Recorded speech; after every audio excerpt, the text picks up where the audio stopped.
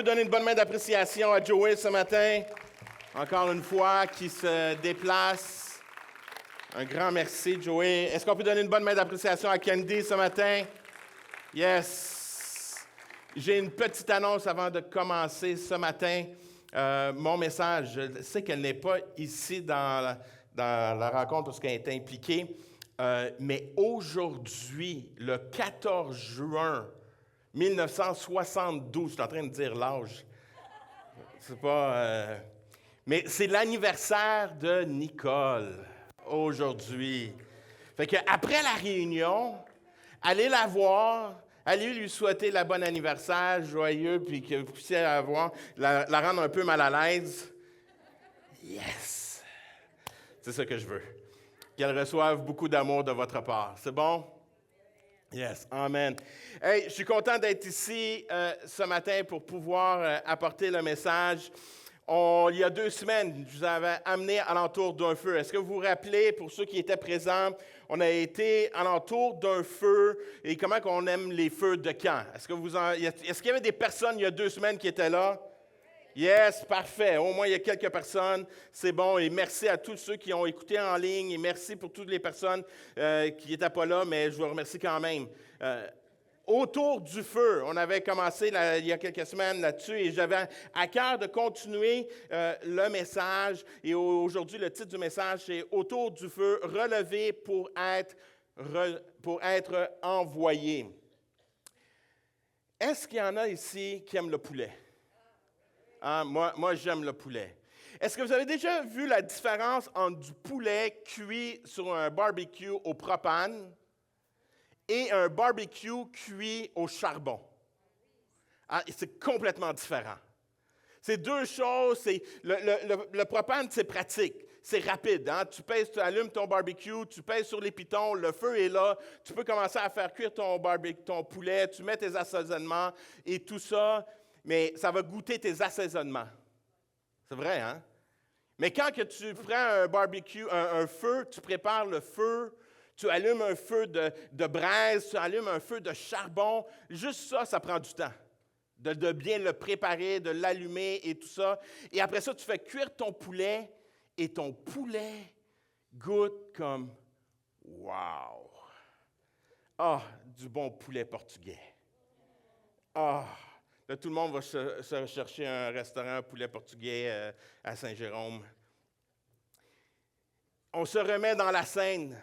Jésus est en train de préparer un feu pour ses disciples. Les disciples sont à la mer, ils ont été passer la soirée, ils ont pêché pendant toute la nuit. Ils reviennent au bar et qu'est-ce qui se produit? Ils n'ont rien pris. Et juste pour vous mettre en contexte, cette scène-là arrive quelques jours après que Jésus fut ressuscité. Donc, c'était la 3e fois où que Jésus allait se dévoiler, qu'il allait se présenter aux disciples. Et on a vu la dernière fois comment alors qu'ils sont sur le bord, environ à 300 pieds de la rive, là, Jean va s'apercevoir que c'est Jésus qui est là, qui les appelle. Puis là, ils ont une pêche miraculeuse qui s'est produite.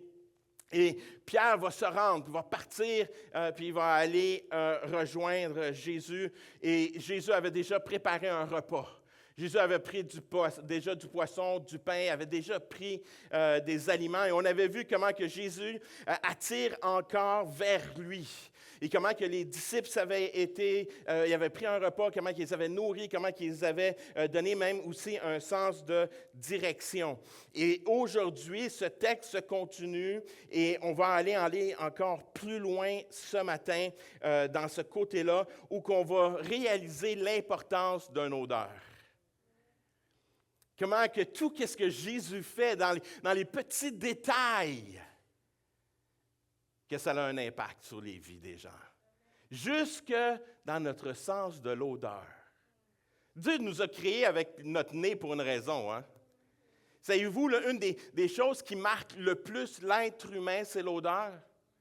Hein? Vous êtes capable, des fois, vous allez passer, puis vous allez sentir une odeur, puis vous allez dire « Oh, il me semble que ça sent la tarte au sucre de ma mère. » Elle n'est pas aussi bonne, mais ça sent, il y a une odeur qui vient avec. Il y a des odeurs que tu vas passer, passer devant, puis ça va te rappeler quelque chose. Ça te ramène à un endroit. Et c'est ça qu'on voit aussi dans le texte d'aujourd'hui. Et c'est ça qu'on voit quand on a lu le texte la semaine passée. On se rappelle que Jésus a fait un feu de braise, un feu de charbon. Jésus va prendre cela pour nous rappeler à Pierre une scène qu'il a vécue. Puis c'est pas pour rien qu'il fait ce feu-là. C'est pour lui rappeler une scène que lui a vécue. Puis comment Dieu, dans son amour, Jésus, dans sa grâce, il veut l'amener à être redéfini et que cette odeur-là puisse avoir une nouvelle odeur aujourd'hui.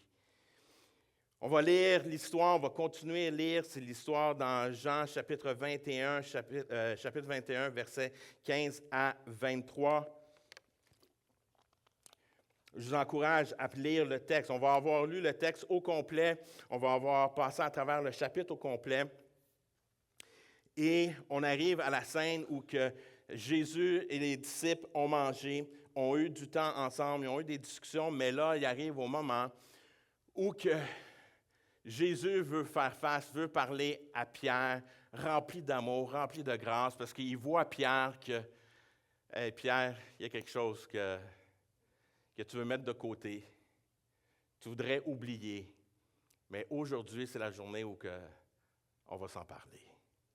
On va avoir une belle discussion ensemble. » Et c'est cette scène-là qu'on voit dans ce chapitre, chapitre 21, versets 15 à 23, qui dit « Après le repas, Jésus demanda à Simon-Pierre, « Simon, fils de Jean, m'aimes-tu plus que ceux-ci? » »« Oui, Seigneur, répondit-il, tu sais que je t'aime. » Jésus lui dit, « Prends soin de mes agneaux. » Puis il lui demande une deuxième fois, « Simon, fils de Jean, m'aimes-tu? » »« Oui, Seigneur, répondit-il, tu sais que je t'aime. » Jésus lui dit, « Prends soin de mes brebis. » Puis il le demanda une troisième fois. « Simon, fils de Jean, m'aimes-tu? » Pierre fut attristé de ce que Jésus lui avait demandé pour la troisième fois. « M'aimes-tu? » Il lui répondit, « Seigneur, tu sais tout. Tu sais que je t'aime. » Jésus lui dit, « Prends soin de mes brebis. » Oui, je te le déclare, c'est la vérité. Quand tu étais jeune, tu attachais toi-même ta ceinture et tu allais où tu voulais. Mais quand tu seras vieux, tu étendras les bras, un autre attachera ta ceinture et te mènera où tu ne voudras pas aller. Par ces mots, Jésus indiquait de quelle façon Pierre allait mourir et servir ainsi la gloire de Dieu. Puis Jésus lui dit, « Suis-moi. » Pierre se retourna et vit derrière le disciple que Jésus aimait, celui qui s'était penché vers Jésus pendant le repas. Il lui avait demandé, là on parle de Jean, « Seigneur, qui est celui qui va te trahir? » Pierre le vit donc et dit à Jésus, « Et lui, Seigneur, que lui arrivera-t-il? » Jésus lui répondit, « Si je désire qu'il vive jusqu'à ce que je revienne, que t'importe? Toi, suis-moi. » La nouvelle se répandit alors parmi les croyants que ce disciple ne mourrait pas. Pourtant, Jésus n'avait pas dit à Pierre, « Il ne mourra pas », mais il avait dit, « Si je désire qu'il vive jusqu'à ce que je revienne, que t'importe. » On connaît toute l'histoire de Pierre, que Pierre va renier Jésus 3 fois. On connaît cette histoire, tout le monde, même si tu es nouveau dans la foi, je suis sûr que tu as déjà entendu cette histoire où que Pierre a renié 3 fois. Mais qu'est-ce qui est intéressant à voir et à comprendre et de voir la subtilité et qu'est-ce que l'apôtre Jean, alors, qui écrit cette lettre-là, qu'est-ce qu'il veut nous faire comprendre? C'est que à l'époque, au moment où il écrit ce texte-là, il nous ramène au moment où que Pierre a renié. Et quand on regarde la scène, je vous encourage à aller lire Jean chapitre 18, verset 18, chez vous, vous allez voir que Pierre, alors qu'il est là dans le temple, il est en train de se réchauffer. Et au moment où il va renier, il est alentour d'un feu. Et quel type de feu qu'il y avait? Un feu de braise, un feu de charbon. Et c'est les seuls endroits dans le Nouveau Testament où on utilise le même mot en grec, et Pierre et Jean fait exprès pour nous le montrer. Que Pierre, alors qu'il sent cette odeur-là, que pour nous, c'est comme « Oh, ça sent donc bon le charbon ». Le feu de charbon. Mais pour lui, cette odeur-là n'avait plus la même odeur que du passé. Cette odeur-là était rendue une odeur où que même ça pouvait lui amener un sentiment de rejet. Comme, je ne suis pas capable de la sentir, cette odeur-là. Parce que la mémoire, le souvenir qu'il a, c'est négatif. Et dans son amour et dans sa grâce, Jésus aurait pu faire un feu de bois, bien ordinaire. Mais non, il dit, je vais faire du charbon. On va régler la situation. Voyez-vous que Jésus, dans toute sa grâce, dans son amour, il va arriver, il va prendre un moment, il va arriver puis il va amener une discussion. Il va partager avec lui. Et c'est ça qui est extraordinaire. Il est en train de rappeler cette scène-là avec lui, mais pour un but précis. Pour être capable de remplacer, pour redéfinir, pour changer cette pensée que Pierre pouvait avoir. Il dit non, on va changer ce moment-là. Et c'est ça que moi je trouve beau, puis ça m'emmène quand je lis le texte de voir que Jésus prend tous les moyens et il sait comment prendre soin de nous. Pour moi, je vois ce texte-là, puis c'est comme, wow, Jésus va jusqu'à là pour me restaurer puis me guérir. À quel niveau qu'il va? Il est capable d'aller à un endroit où que personne ne peut aller. Il réfléchit à tous ces petits gestes. Un odeur qui nous ramène à un endroit où que des fois ça peut être pénible, lui il dit non, ça ne sera pas toujours comme ça pour toi, Pierre. On voit que la grâce de Dieu se déplace, qu'on est en train de rechanger le portrait. Jésus est là, puis il est en train de prendre soin de Pierre. Même si c'est un moment où que Pierre va avoir des moments, on a lu comme dans le texte, qu'il va avoir de la tristesse, mais c'est un moment où que lui, il va être libéré. La grâce se déplace vers Pierre. J'aimerais ça te dire ce matin, peut-être que tu vis un moment pénible, tu vis des choses, puis que tu es capable de sentir des odeurs dans ta vie qui te ramènent à des endroits où que c'est pénible, où que tu fais sentir juste ça. J'aimerais ça te dire que ce matin, cette odeur-là change. J'aimerais ça te dire que ce matin, cette odeur peut être transformée et il y a un parfum nouveau qui est rempli de la présence et de l'amour de grâce, de la grâce de Dieu qui vient faire la différence dans ta vie. Cette odeur peut-être qui était néfaste, aujourd'hui va être transformée et tu vas voir cette odeur-là complètement différente.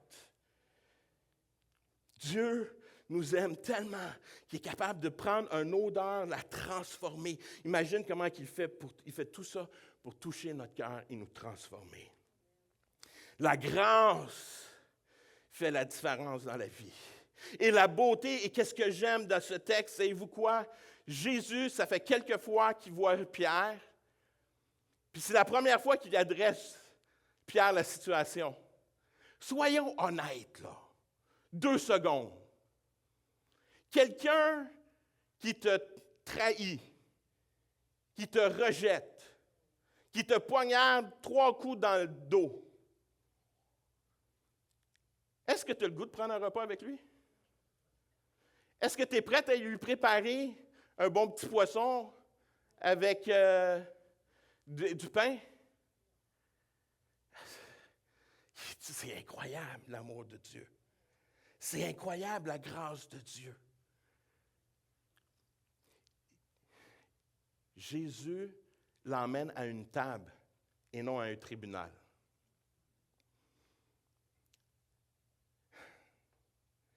Jésus, aujourd'hui, il ne veut pas t'amener à un tribunal. Aujourd'hui, Jésus veut t'amener à la table et discuter avec toi et de bâtir une relation avec toi. Et c'est ça la beauté de Dieu. C'est ça la beauté de Jésus. C'est ça la beauté de voir que son cœur, la raison pourquoi il est venu, c'est pour nous donner cet amour et de pouvoir être en communion, en relation. Ça aurait été facile pour Jésus d'arriver et de voir Pierre, puis lui poser la première question, puis probablement c'est la première question que moi et toi, on aurait posée à Pierre la première fois qu'on l'a vu. « Hey, pourquoi tu as fait ça? » Combien aurait posé cette question-là? Hein? Et c'est là que tu vois que merci Seigneur, merci Dieu que tu n'es pas moi. Jésus était plus préoccupé par le cœur de Pierre que toutes les justifications qu'il pourrait entendre. Il dit, c'est pour ça qu'on va aller à la table et non au tribunal. On va aller discuter. Jésus fait face à Pierre. Il va l'amener à une réalisation. Savez-vous quoi? C'est ça que Jésus veut faire avec nous encore aujourd'hui. Il nous ramène à des endroits, il nous rappelle cela, parce que le but de Jésus, ce sera toujours la restauration. Il veut restaurer nos cœurs à lui. Jésus n'entre pas dans notre histoire pour nous condamner, il entre pour nous guérir, où là, personne d'autre ne peut nous atteindre. C'est lui qui veut nous guérir, c'est lui qui veut nous restaurer. Jésus va être là, puis il va ramener, il va utiliser l'odeur pour mettre la scène, pour rappeler, pour transformer, parce qu'il sait qu'est-ce qu'il est en train de faire. Puis là, il va amener Pierre à avoir une discussion honnête avec lui. Il l'emmène devant lui. Et il le fait devant ses disciples. Il le fait devant les disciples. Pourquoi? Parce que qu'est-ce qu'il a fait? C'était public. Et là, maintenant, Jésus, il dit, regarde, je vais rétablir la scène avec toi maintenant, devant tout le monde. Cette conversation, Pierre peut-être voulait l'éviter, mais Jésus l'aimait trop. Jésus l'aimait trop pour le laisser là. Et c'est ça que Jésus fait avec nous aujourd'hui.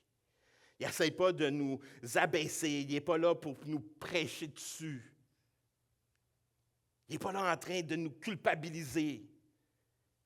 Il veut juste qu'on connecte avec lui, puis de la beauté, puis on le voit dans le texte, il fait juste dire, « Hey Pierre, suis-moi.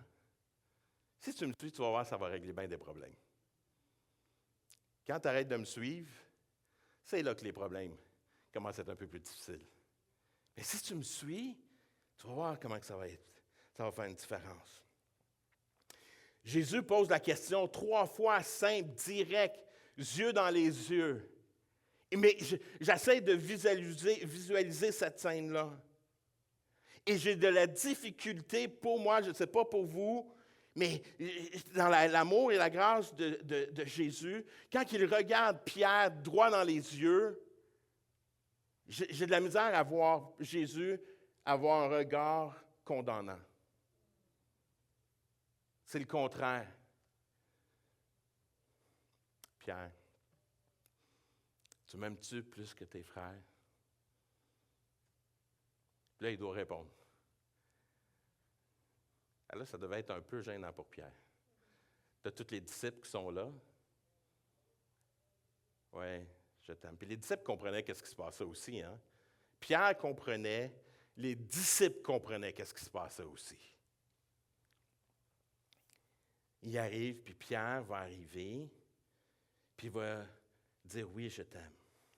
Et encore là, qu'est-ce qui est extraordinaire dans le texte, dans la façon qu'il est en train de parler, puis la façon qu'il répond. Il y a des subtilités, des fois dans le texte grec, qu'on est capable de voir à la lecture en français, qu'on ne verra pas. Mais Jésus, quand il va lui dire « Est-ce que tu m'aimes? » il va utiliser le terme « agapéo », qui est un amour inconditionnel. Et lui, Pierre, quand il répond, il n'est pas capable d'utiliser le même terme. Il va utiliser le terme philéo, qui est un amour fraternel. Jésus a démontré un amour inconditionnel. Pierre, il est comme rendu au point que je dois être honnête. Ah, c'est bon.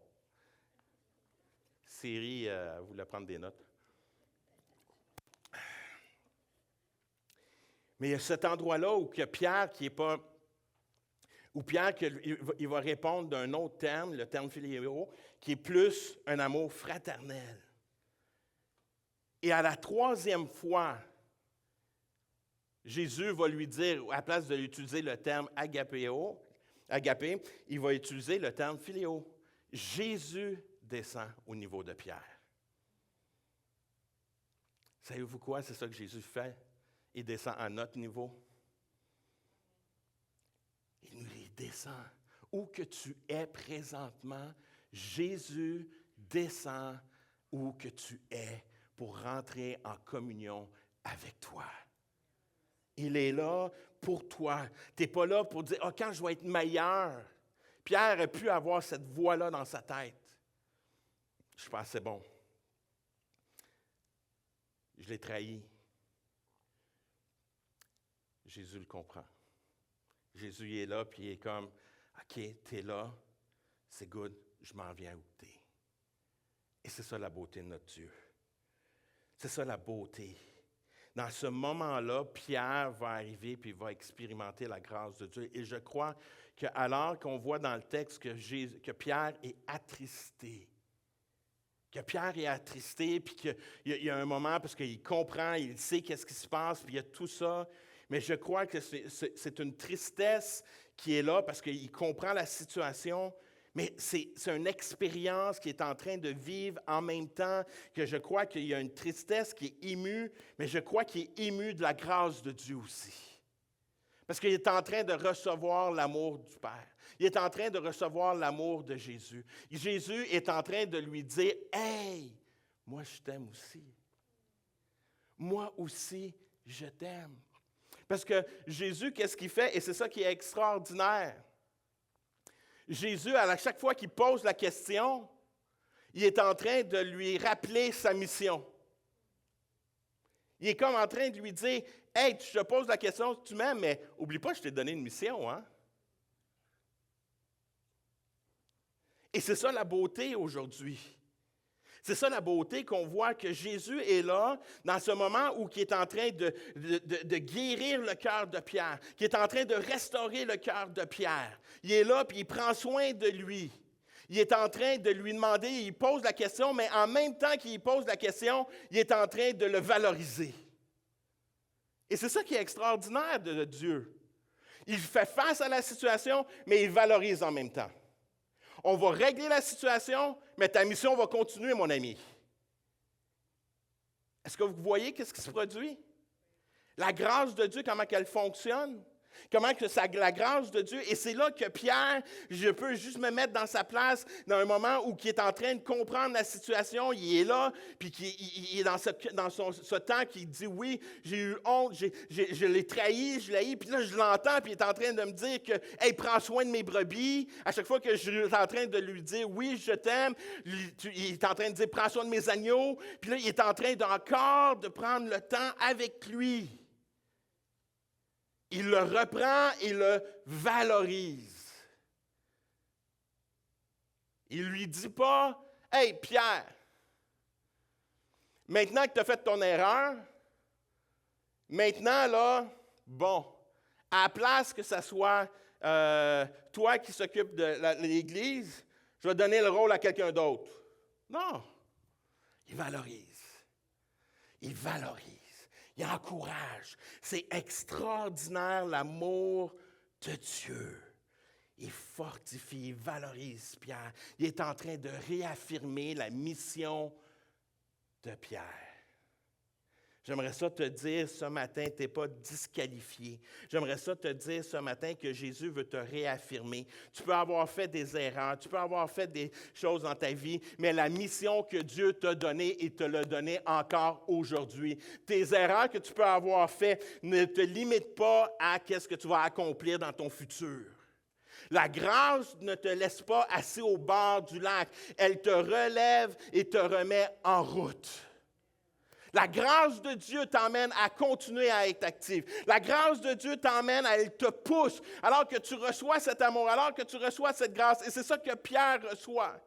Cette grâce, cet amour, alors qu'il la reçoit, il n'a pas le choix de continuer. Il n'a pas le choix d'avancer. Il réalise qu'il y a une mission. Ce matin, j'aimerais ça te dire, peu importe où tu es, tu as une mission à accomplir. Peut-être tu dis dans ta vie, non, j'ai fait telle erreur, j'ai fait... Non, laisse-moi te dire ce matin qu'il y a une nouvelle odeur, qu'il y a un nouveau parfum sur ta vie, que tu peux sortir de ce lieu encouragé. Et laisse-moi te dire que Dieu te regarde encore, qu'il veut être en communion avec toi. Il veut te propulser parce que sa grâce ne te laisse pas assis. Elle t'emmène à accomplir le plan que tu as sur ta vie.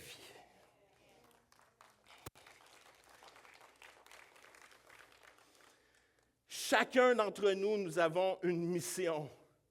Et notre mission, elle est tous différente. Ça aurait été une bonne place de dire amen. Pierre, c'est Pierre. Et on lit dans le texte. On lit dans le texte que Pierre est là, puis là, il reçoit cette grâce, il reçoit cet amour, il reçoit qu'il est réaffirmé pour prendre la mission, d'aller continuer. Et Jésus lui dit clairement, en passant, Pierre, je te dis que le chemin que tu vas prendre, ça va être un chemin difficile. Tu vas voir, ça va être quelqu'un qui va attacher ta ceinture, puis qui va te diriger à ta mort. Et qu'est-ce que Pierre fait? Et c'est là que j'aime l'Écriture, j'aime voir comment que l'être humain est. Puis il reçoit ce moment-là, puis qu'est-ce que Pierre fait? La première chose, il commence à se comparer. C'est pas ça qu'on fait, nous autres? Pierre, c'est la première chose qu'il fait. Il vient de recevoir ça. Dieu est en train de restaurer son cœur. Il est en train de le réaffirmer et tout ça. Puis tout de suite, là, il sait que, OK, moi, ma fin va être dure. Maintenant, qu'est-ce qui se passe avec Jean? J'ai besoin de savoir, moi. Parce que là, tu sais, OK, moi, je suis prête, là, je vais y aller, là, je vais y arriver à cet endroit-là, mais Jean, qu'est-ce qui arrive à Jean? Et Jésus lui dit, « Hey, calme-toi, ça ne t'appartient pas. Si j'ai goût que Jean reste jusqu'à temps que je revienne, bien, c'est ça qui arrivera.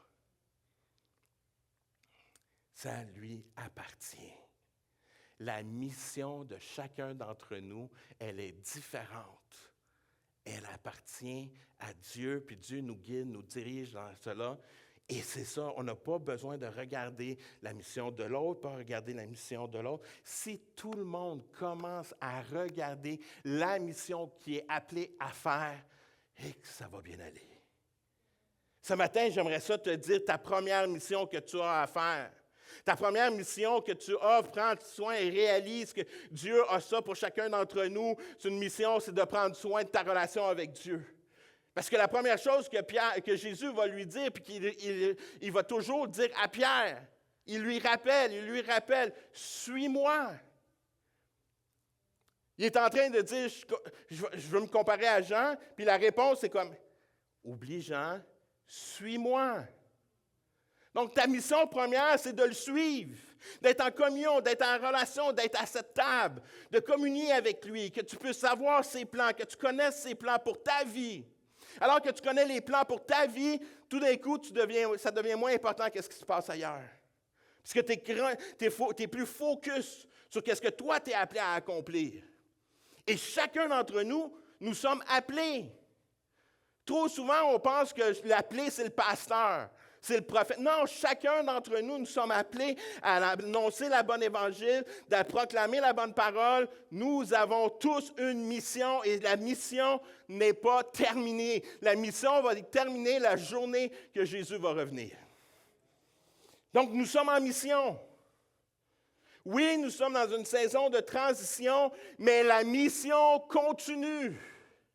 Nous sommes appelés d'aller de l'avant. Nous sommes appelés à continuer à garder le focus parce qu'il y a des âmes en jeu. Nous sommes appelés à proclamer l'Évangile, la bonne nouvelle, qu'il y ait des personnes qui soient touchées, transformées. Nous sommes appelés à être transformés comme Pierre. Et il y a d'autres personnes qui ont besoin d'être transformées aussi. Et ça, c'est notre responsabilité. C'est notre mission. Et nous sommes appelés à accomplir cette mission-là. Nous sommes appelés à continuer et à marcher le chemin. Nous sommes appelés à continuer à chercher la présence de Dieu, de continuer à vouloir accomplir ses plans. Ses plans sont plus importants que mes plans. Donc, je me concentre sur lui, je reste focus avec lui. Et alors que je fais cela, ça fait une différence. Et ça va faire une différence dans la vie de chacun d'entre nous et ça va faire une différence dans la vie de l'Église. Savez-vous quoi? Je crois et je rêve à l'Église, où que l'Église puisse être un endroit où on se rassemble et c'est un moment de partage, où qu'on partage ce que Dieu a fait durant la semaine. Comment que Dieu a été manifesté, comment que Dieu a agi, comment que Dieu, des histoires qu'on a entendues, une personne qui a été touchée, une personne qui a été transformée, qui a un cœur qui a été réconcilié. Nous sommes appelés à la réconciliation. Notre mission, c'est d'amener les gens à la réconciliation avec le Père. C'est notre mission. Et c'est pour cela, je crois, que ça nous appartient à chacun d'entre nous. Nous avons tous la responsabilité et nous avons tous la responsabilité d'avancer ensemble. Je crois que c'est à nous maintenant de prendre cela. Nous ne sommes pas appelés à comparer. Nous sommes appelés simplement à continuer qu'est-ce que Dieu a déjà déposé dans nos cœurs. Je crois que c'est ça qui est important. On a le choix de marcher avec Jésus, de le suivre ou de résister. Je n'en ai pas parlé, je le mets sur le spot, fait qu'il n'y aura pas le choix. C'est pour ça que je choisis cette personne-là. Comme ça, je sais que ça ne le gênera pas trop. Mais je vais inviter Andrew à bien vouloir s'avancer ce matin. J'ai une petite illustration à faire. J'aurais dû lui parler. On peut-tu donner une bonne main d'appréciation?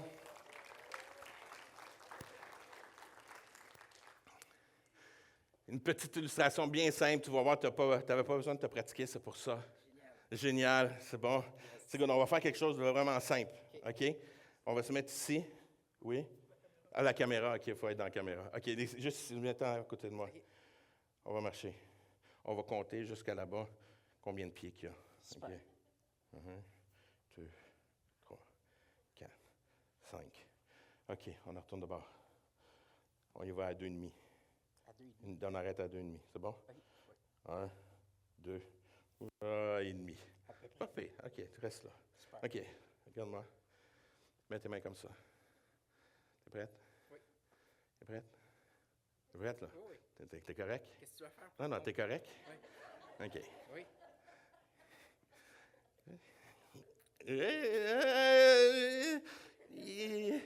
Je suis censé faire quoi? Non, c'est correct, okay. C'est correct. Correct. OK. Il n'est pas pire. T'es prête? Je vais rentrer plus fort. OK. Est-ce que j'ai de la résistance ou... C'est comme tu veux. Super. Vas-y. Ça va? Oui. Ouais, j'ai foi en Dieu, moi. Non, il est vraiment... OK.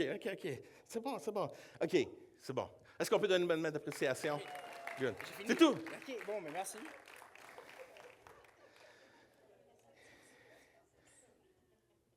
Marcher un à côté de l'autre, c'est simple. Quand on fait du face-à-face, toujours plus compliqué. Toujours plus compliqué. Toujours de la résistance.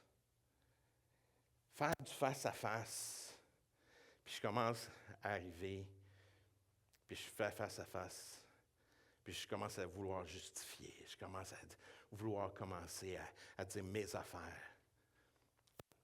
Ça commence à créer des problèmes. Ça emmène juste de la résistance.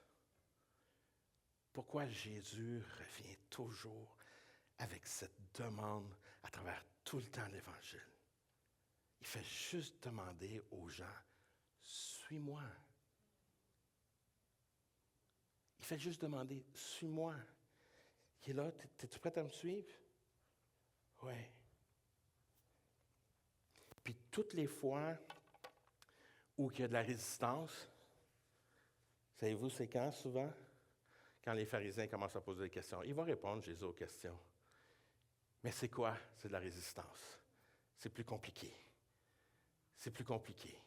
Parce qu'il fait du face-à-face, puis il essaie de se comparer. Il essaie de se justifier. Jésus nous demande quelque chose de simple. Gardons-le simple. Juste de le suivre. Simplement. Avec authenticité. Et c'est ça que Pierre a fait. Pierre a été authentique avec Jésus. Il n'a pas essayé cette fois-là comme la première fois. Cette fois-là, il a dit, non, je t'aime. Puis je sais que je voudrais dire que je t'aime d'un amour inconditionnel, mais je sais qu'il y a toujours quelque chose qui est là. Puis Jésus le sait. Puis c'est pour ça qu'il fait juste dire, suis-moi, puis quand tu me suis, ce problème-là, il n'est plus là. Suis-moi, puis ça va être plus simple. Et c'est ça que Dieu veut faire aujourd'hui dans nos vies. Dieu nous appelle à simplement répondre à sa question. M'aimes-tu? M'aimes-tu? M'aimes-tu? Alors que j'invite Joey à venir à prendre place pour le temps de louange.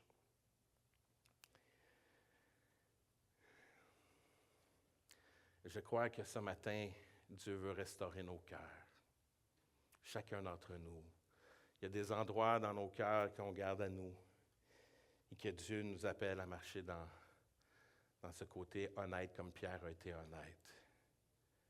Puis de juste s'abandonner, puis de lui faire confiance et d'expérimenter sa grâce. Peut-être tu es ici pour la première fois et tu as besoin d'expérimenter cette grâce-là. Et c'est simple, c'est tellement simple. Alors qu'il te pose la question, m'aimes-tu? Tu as juste à répondre oui. Oui, Dieu, je vais expérimenter cette grâce, je vais expérimenter ton amour, je vais expérimenter qui que tu es. Je ne connais pas tout, je ne comprends pas tout, je ne sais pas qu'est-ce qui se passe, mais je sais que j'ai besoin de toi. Alors que tu dis oui, ben laisse-moi te dire que ces bras d'amour viennent te chercher. Puis il prend soin de toi. Il va te guider, te diriger, il va même te transformer. Tu ne verras plus la même chose. Des fois, tu vas voir quelque chose qui était peut-être, qui t'amenait de la haine, de la colère, et tout d'un coup, tu vas expérimenter un renouvellement de l'intelligence. Et ce qui t'amenait de la haine, de la colère, maintenant t'emmène de la compassion, t'emmène de l'amour. Parce que c'est Dieu qui est venu faire un changement. C'est Dieu qui est venu changer l'odeur. C'est Dieu qui est venu transformer. Et tout d'un coup, ce moment que tu vis aujourd'hui vient qui transforme, qui redéfinit quelque chose que peut-être pour toi qui était souffrant, que maintenant, c'est quelque chose de complètement différent. C'est une nouvelle odeur, c'est un nouvel arôme qui fait que, wow, c'est un arôme que tu vas te marquer ta vie entière. Pierre, tout d'un coup, l'odeur du charbon, c'était plus l'odeur de la honte, c'était l'odeur de la grâce. Ils ont expérimenté la grâce alentour de cette table-là. Et c'est ça que je prie pour chacun d'entre nous. Qu'on puisse expérimenter sa grâce ce matin. Alors que je vous demande de vous tenir debout ce matin.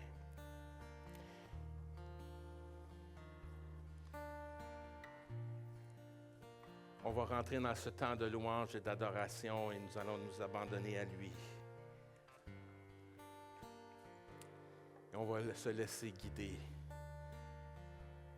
Jésus nous relève pour qu'on puisse être envoyé. Jésus nous attire à lui. Il veut nous guérir, il veut nous restaurer, il veut nous nourrir, il veut prendre soin de nous. Puis après ça, il nous dit, tu as une mission. J'ai une mission pour toi. J'ai un plan pour toi. Je veux te guider, te diriger. Tu vas vivre des choses extraordinaires. Tu vas vivre des choses dans ta vie que Dieu va te restaurer et tu vas voir d'autres personnes être restaurées. Alléluia. Seigneur Dieu, je te demande que tu puisses venir faire ton œuvre ce matin dans chacun d'entre nous. On a toujours besoin de toi.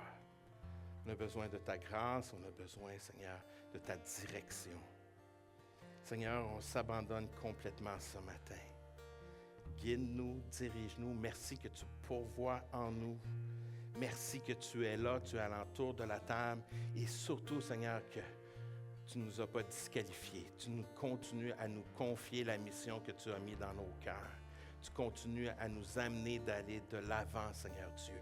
Et nous réalisons, Seigneur, ce matin, Seigneur, que la mission n'est pas terminée et que nous sommes tous appelés à continuer cette mission dans le plan, le chemin, Seigneur, que chacun d'entre nous est différent. Pierre avait un chemin différent, Jean avait un chemin différent, André avait un chemin différent. Nous avons tous des chemins différents. Mais Seigneur, c'est toi le grand chef d'orchestre qui gère tout cela.